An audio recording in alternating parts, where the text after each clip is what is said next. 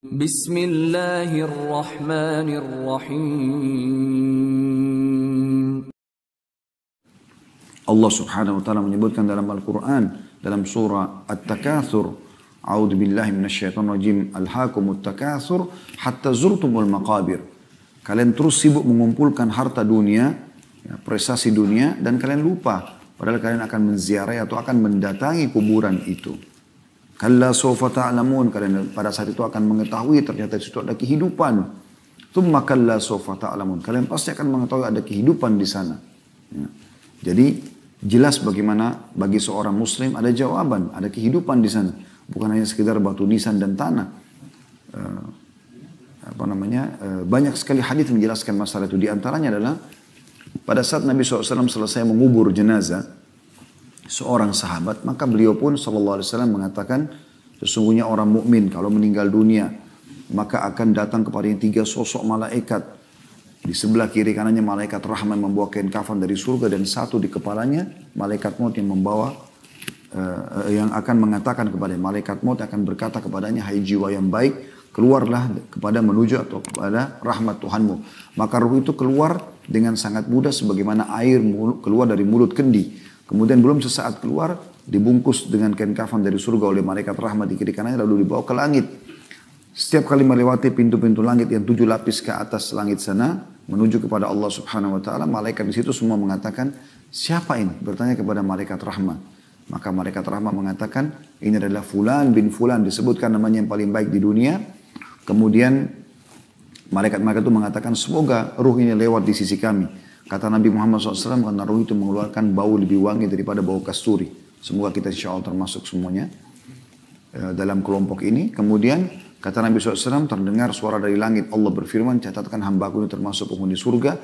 Kembalikan jadi dunia, di sana saya ciptakan, di sana pula saya akan bangkitkan.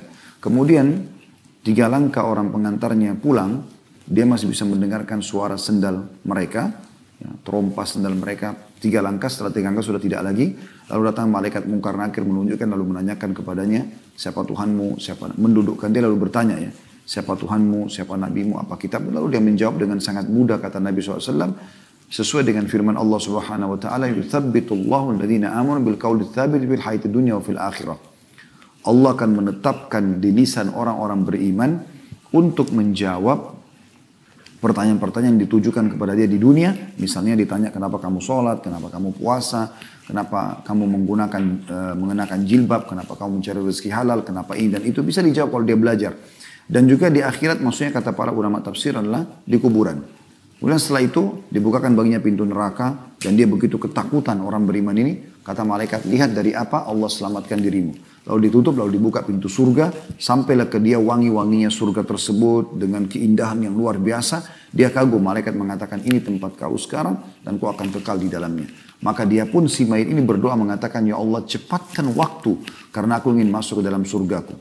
Kemudian setelah itu datang di sebelahnya orang yang tampan, wangi, bersih. Sampai si jenazah ini, mayit ini kagum. Maka dia menanyakan, siapa kamu ini? Kata orang itu, saya adalah amal solehmu. Sholat bapak ibu, ya, puasa, sedekah, zakat, bakti sama orang tua, jenguk orang sakit, dan segala macam perbuatan kebaikan akan berbentuk makhluk yang sangat indah di kuburan. Dia mengatakan, saya amal soleh yang akan menemani kau sampai hari kiamat. Lalu Allah pun berfirman kepada para malaikat, bentangkan kuburannya seluas pandangan matanya. Dan juga tebarkan, ya, sampaikan ke dia permadaninya dari surga. Sehingga dia merasakan atau bisa melihat surga tersebut setiap harinya. Setiap saat, maka jadilah kuburannya taman dari taman surga. Walaupun dia belum masuk ke dalam surga tersebut. Begitu juga, kata Nabi SAW, kalau orang kafir meninggal dunia, maka akan datang 3 sosok malaikat. 2 malaikat penyiksa di kiri kanannya yang membawa kain kafan dari neraka. 1 malaikat maut di ubun-ubun kepalanya akan mengatakan, hai jiwa yang busuk, keluarlah kepada kemurkaan Tuhanmu. Maka ruhnya pun tidak mau keluar, berserakan di tubuhnya. Kata Nabi SAW, lalu malaikat menarik dengan keras. Ibaratnya seperti bulu domba yang dibasahkan, dililitkan di pohon berduri, kemudian ditarik dengan keras sehingga berantakanlah bulu domba tersebut. Kemudian ya, ditangkap oleh malaikat penyiksa di kiri kanannya membawa kain kafan dari neraka, lalu membungkusnya, kemudian membawanya ke langit. Baru di langit pertama saja para malaikat sudah menolak menerima ruh ini sambil menanyakan kepada malaikat penyiksa, siapa ruh ini? Maka disebutkan nama yang terburuknya di dunia, Fulan bin Fulan. Lalu para malaikat mengatakan, semoga tidak lewat di sisi kami Karena sungguhnya ruh itu kata Nabi SAW mengeluarkan bau busuk, lebih busuk daripada bau bangkai. Wa na'udzubillah, semoga Allah selamatkan kita dari kelompok ini. Kemudian terdengar Allah mengatakan, catatkan hambaku ini termasuk penghuni neraka, kembalikan diri dunia, di sana saya ciptakan, di sana pula saya akan bangkitkan.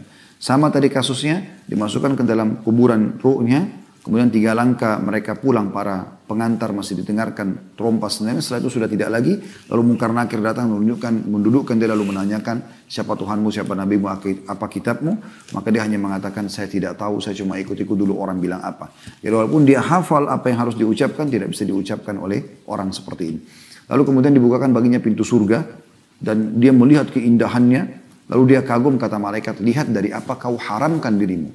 Harusnya kau bisa masuk ke sini, tapi kau sendiri yang tidak mau. Ditutup lalu dibuka pintu neraka, dia mendengarkan suara gemuruhnya, lutupan-lutupannya, luar biasa menakutkan. Ya.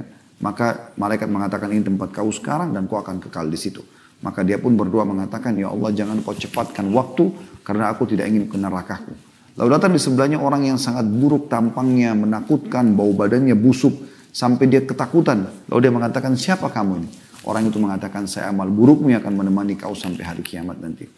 Kemudian Allah mengutus kepadanya malaikat yang tidak punya pendengaran dan penglihatan yang membawa sebuah besi, yang kalau besi itu seluruh jin dan manusia bersatu untuk membalikkan, maka mereka tidak akan mampu.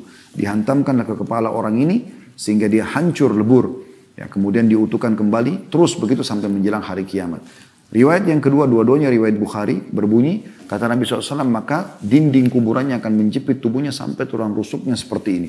Dan boleh memberikan isyarat dengan jari-jarinya disatukan satu sama yang lain. Kemudian hancurlah dia, lalu kemudian diutuhkan kembali. Seperti itu. Dan sebagian ulama mengatakan, menggabungkan kedua riwayat ini mengatakan, dia dipukul sambil dijepit. Begitu terus sampai hari kiamat, maka kata Nabi SAW dalam penutupan hadis, jadilah kuburannya lubang dari lubang neraka. Jadi seperti itu keadaan yang digambarkan oleh baginda Nabi SAW. Dan kita bisa lihat hampir setiap hari ada saja jenazah. Ya. Bahkan ulama mengatakan termasuk tanda-tanda kiamat bagi seseorang. Ya. Tanda-tanda kematian dia menuju kepada hari kiamat, hari pembangkitan. Dan hari hisab tentang amal-amal yang dilakukan baik ataupun buruk. Sehingga dia menuju kepada kehidupan abadinya surga atau neraka. Adalah lahirnya generasi. Adanya generasi yang ada sekarang, anak-anak kita yang sudah lahir, ya, ataupun orang yang tidak punya anak tapi dia melihat ada generasi-generasi yang kecil sudah mulai tumbuh besar, dari mulai bayi, mulai anak menjadi anak-anak, kemudian remaja, dan mereka memasuki tahap-tahap yang sudah kita lalui seperti misalnya jenjang pendidikan, pernikahan, mulai masuk ke bisnis dan segala macam. Ini tanda-tanda kematian dan tanda-tanda kiamat seseorang. Ya. Karena dengan itu berarti sudah ada generasi yang akan menggantikan dia sebagaimana kita telah menggantikan generasi sebelum kita. Dulu kita juga melalui masa yang seperti itu dan orang tua kita menyaksikan kita.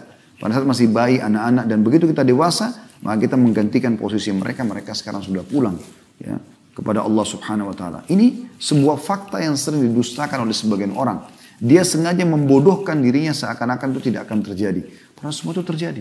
Bahkan makna daripada tafsir firman Allah Subhanahu Wa Taala, وَقَدْ جَاءَكُمُ النَّذِيرُ, dan telah datang kepada kalian peringatan-peringatan, kata sebagian ulama, kata Imam Qurtubi dalam buku beliau At-Tadhkirah, adalah munculnya uban di kepala. Tanda-tanda kematian. Dan kematian artinya tanda-tanda kiamat. Karena dia akan menuju kepada hari kebangkitannya. Begitu juga ada yang mengatakan penyakit demam. Siapa yang antara kita tidak mengalami demam? Begitu seseorang sudah mulai ditimpa demam walaupun dia masih kecil, sudah tanda-tanda kematian, tanda-tanda kiamatnya. Begitu juga ada yang mengatakan lahirnya generasi. Ya. Dan sekian banyak pendapat ulama tentang masalah ini.